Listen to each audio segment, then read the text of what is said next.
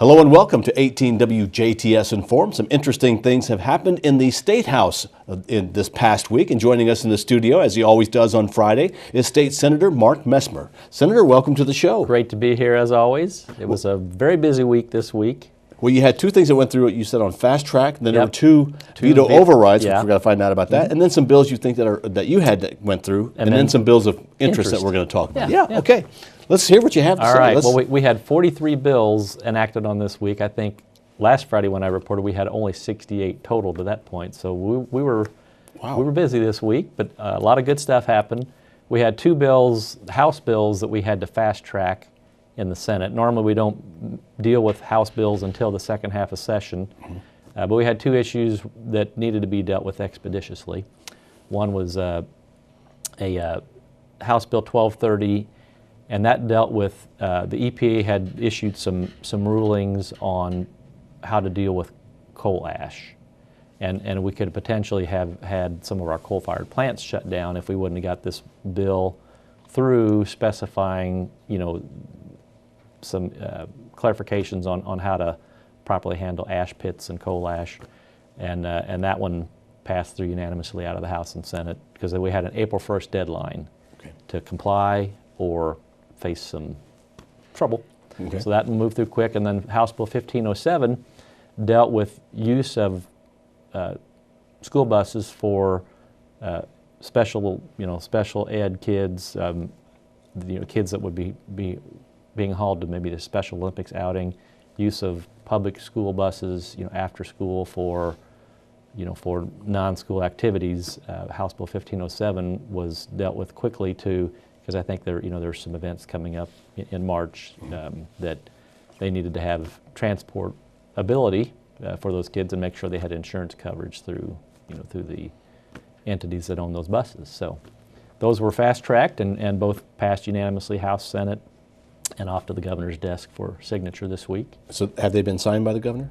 Probably will be signed, I would say. They could be today. Okay. By the time we pass them and then they get through all of the signatures and get to his desk, normally within about a week. Okay. He'll sign off on those. So those will be laws next week? Yep, okay. Because those were on passage. And then we had two governor overrides of bills from last session that they passed out of the House last week. We passed them out of the Senate this week. One was House Bill 1082, and that was a bill we passed last year that did not allow our state agencies to adopt rules that were more stringent than the federal rules. If they did, those rules had to be kind of held in limbo until we had the next legislative session to allow the legislative body to look at a rule that they've adopted more stringent than federal to make sure the legislators agree to it. Okay. The governor vetoed that, I think more from the timing of the Flint, Michigan, water issue. Now this bill last year it did not stop the Indiana Department of Environmental Management from dealing with emergency situations. Had no impact on dealing with emergency rules and emergency measures that would have popped up. It just said if you pass a rule more stringent than federal law, we get to have oversight on it and a chance to at the legislative body say no. Okay. So he vetoed it. It passed almost unanimously last year. I think it passed 49-1 this year.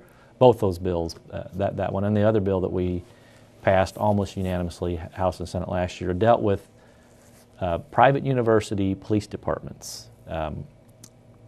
Up until last year's bill, and the issue arose out of a lawsuit that ESPN had. They sued the University of Notre Dame under the public access records laws. And a local court ruling had said university police at a private university are not a public government unit and therefore not required to comply. There was and so we passed the rule or the law last year. It was House Bill 1022 that said if it's a criminal, investigation, if the university police, they have the ability to enforce some criminal enforcement. If somebody's arrested the federal laws that, that cover disclosure of police departments and privacy issues. Basically, we took whatever, federal laws would be for a public police department and, on criminal acts and required them to comply with public access record laws. After we were done with session last year, the Indiana Appeals Court said that, the lower court was incorrect.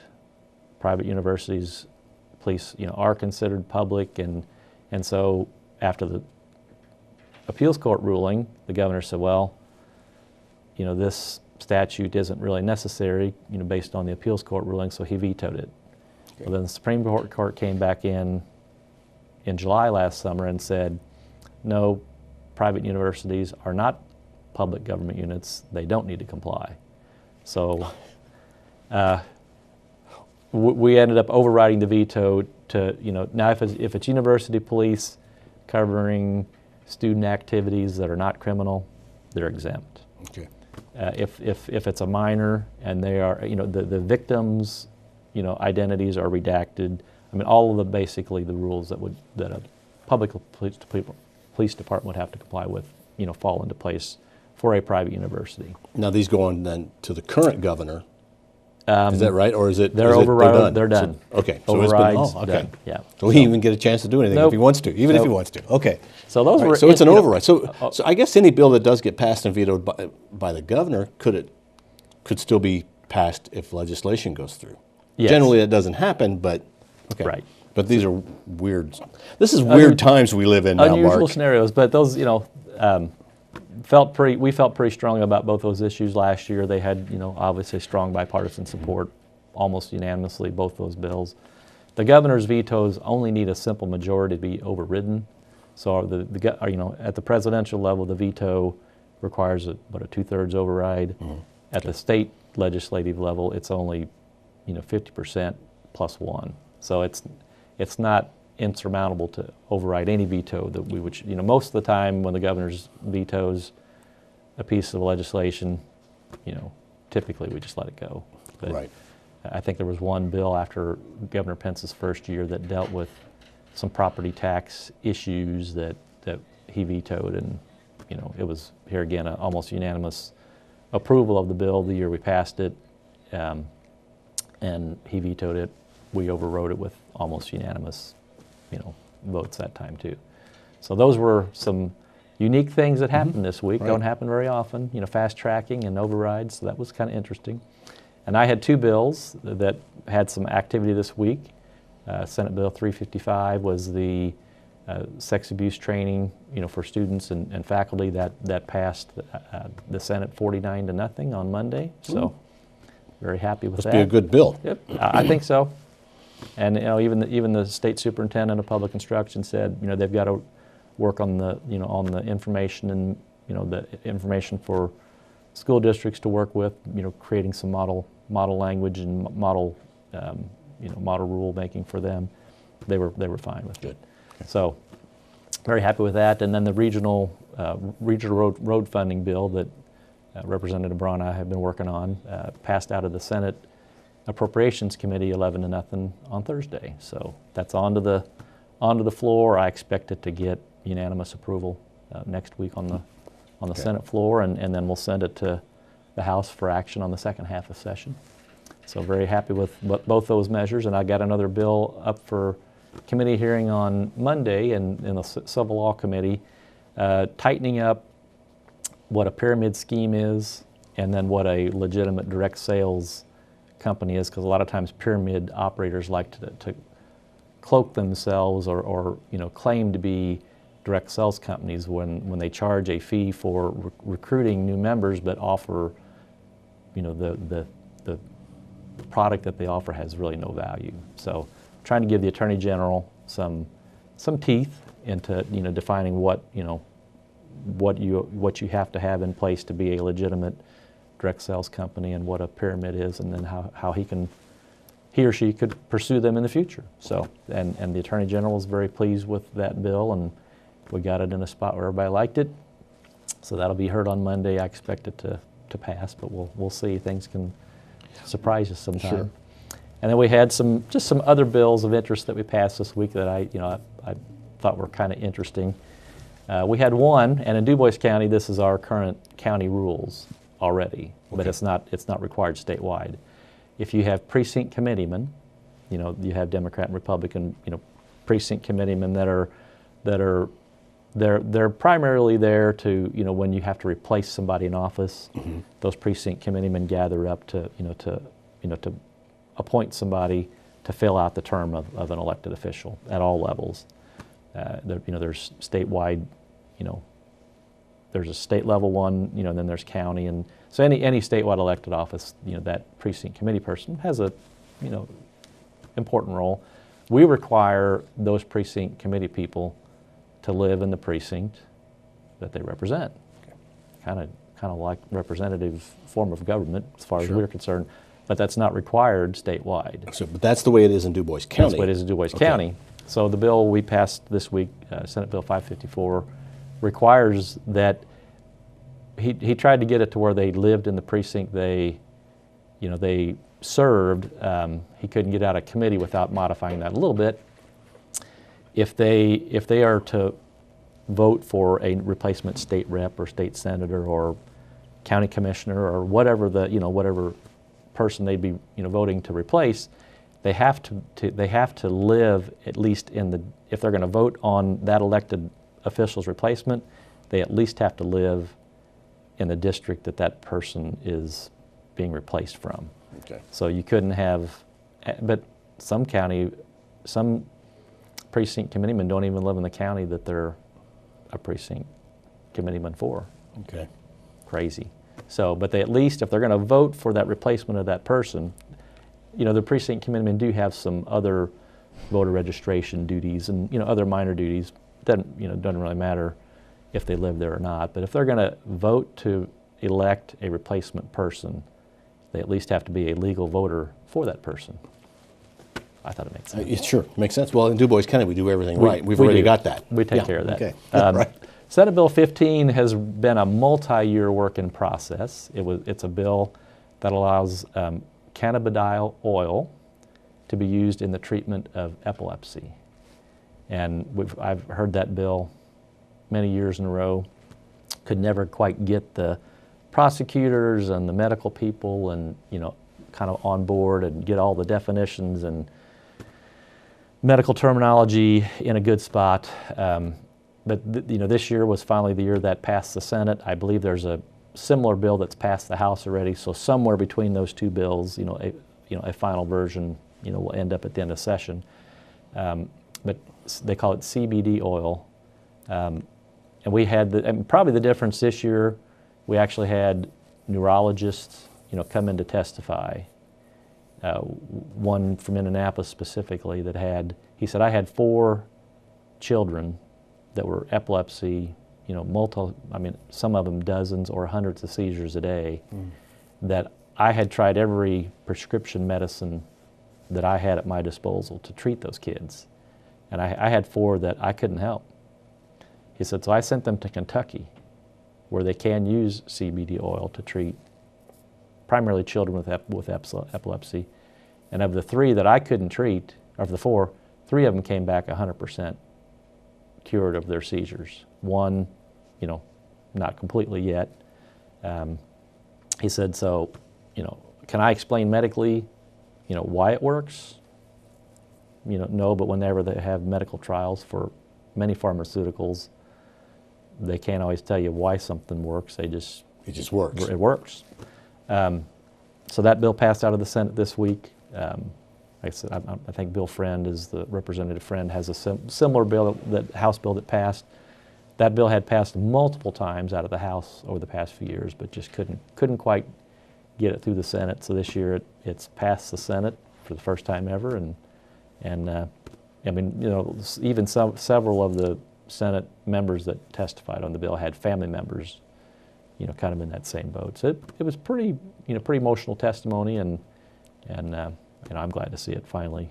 But the THC levels have to be 0.3% in the oil that they use, and and it's a hemp oil extract. It's not even from a marijuana plant, which is always been, oh, this is just a loophole around medical marijuana.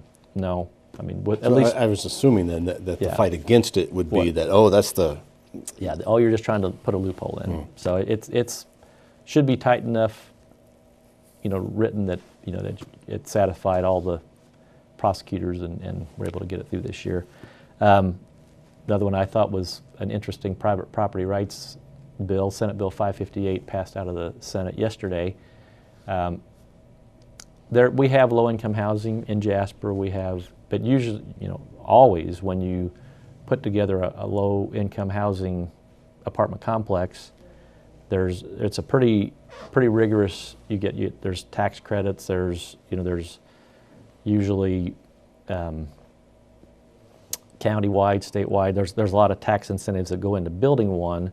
So then you end up with the cost of building that unit low enough that you can offer low rent rates. Okay. What some municipalities were doing was passing ordinances that said even existing apartment buildings had to have a certain percentage of low-income housing units within that apartment building. But if you build one for low-income use and have all the tax incentives to keep your cost minimal, and there's federal programs, there's a lot of tax incentives to keep the cost down where you can rent them inexpensively. But if you just go to somebody who went to the bank, borrowed the money, built it with no tax incentives, and then you tell them, oh, you've got to rent a certain portion of those as low-income units, whether you like it or not, it seems a little difficult to deal with. So that bill passed the Senate this week and is off to the House.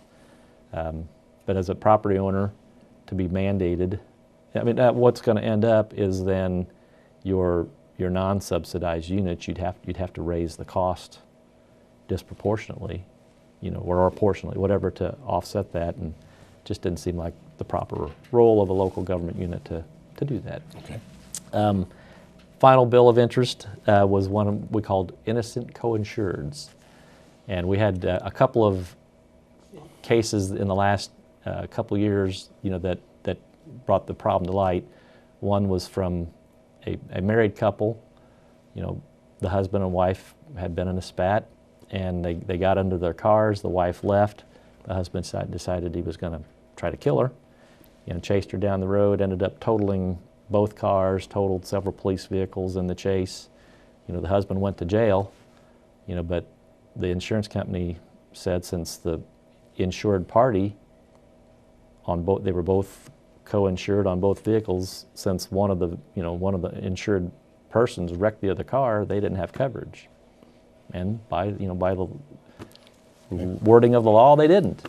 And then another situation where husband and wife, very bitter divorce. The husband comes and, while both names are still on the property title, comes and burns the house down of the other ex-wife, and no insurance because the insured party burned the house down. So somebody that's innocent, the innocent party can't collect. Okay. So just setting up, and that took us several years to get the banking industry, the insurance industry, law enforcement, to get everybody, to make sure now, for them to collect, the guy who burned it down is going to have to go to jail for arson. Mm-hmm. There's going to have to be a criminal element for that to happen, but just setting up the framework that finally, allows the innocent co-insured to be able to collect and not go broke. So very interesting stuff we get to deal with. That's some interesting things happening in the world today, and Yes. not for Indiana to be left behind. Right. All right. Well, thank you very much for coming in, State Senator. Appreciate You're it. welcome. Our guest has been State Senator Mark Messmer. We thank you for watching WJTS-Inform. We are local people watching local people.